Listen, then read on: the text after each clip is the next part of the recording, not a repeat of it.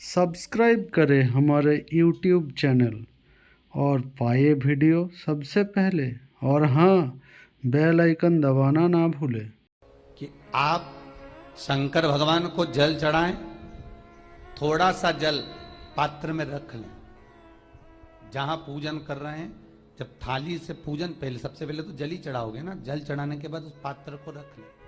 थोड़ा सा पानी उसमें बचा लें, 2-4 बूंद, 8 बूंद, 15 बूंद, 20 बूंद, 1 चुल्लू, थोड़ा सा। भगवान शिव की आराधना करी, आपने दिया बत्ती करा, पूजन करा, आराधना करी, मंत्र जाप करा, घंटी का नाद करा, और भी लोग आए, उन्होंने भी भगवान का नाम लिया। जब घर की ओर प्रवेश करें, पूजन की थाली जब लेकर चलें, तो जो कलश में जल हो उसका आचमन कर लें या अपने ऊपर छीट लें, उससे सुख का अनुभव होता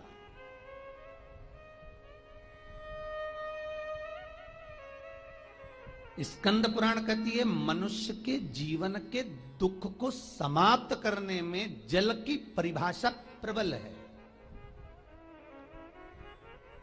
फिर निवेदन करूंगा, कहीं जाकर मत रोइए, कहीं जाकर मत कहिए कि आपको तकलीफ क्या है। ना रिश्तेदारों से, ना नातेदारों से, ना कुटुंब से, ना कबीले से, ना अपनों से, किसी से नहीं कहना कि दुख क्या है। बस इतना करना कि किसी मंदिर में अगर पूजन करने जा रहे हो, आप जिस पाठ को कर रहे हो, जो पाठ आप करते हो, हमें ये भी नहीं कहना कि तुम शंकर का पाठ करो, हम तो ये भी नहीं कहेंगे कि शिव कवच करो, हम ये भी नहीं कहेंगे कि तुम हम बताएं वो वाला पाठ करो। तुम तो जो पाठ करते हो, तुम जो स्मरण करते हो, जो तुम मंत्र जाप करते हो, जो तुम नाम जाप करते हो, तुम्हारी मर्जी, तुम जो जपते हो, बस उस जप के समय पर कटोरी में, गिलास में, तांबे के पात्र में, पंचपात्र में जल हो, और उस जल का आचमन, उस जल का सींचन दुकान पर, घर पर रोज करना प्रारंभ कर दो। आधे से ज्यादा तुम्हारी तकलीफ, आधे से ज्यादा तुम्हारा कर्जा, आधे से ज्यादा तुम्हारा दुख तो भगवान यूं ही समाप्त कर देगा, यूं ही।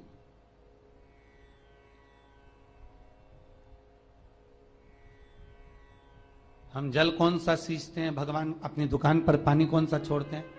अपने घर पर जल कौन सा सींचते हैं? जब मटके में से भरकर लिया है, कुंड में से भरकर लिया है, आपने घर में नल में से भरकर लिया है, और वो पानी लाने के बाद में अपन सब दूर छीट दिया। अपन वो वाला पानी कभी नहीं छीटते जो रखा है, जो आराधना के लिए रखा है, साधना के लिए रखा है,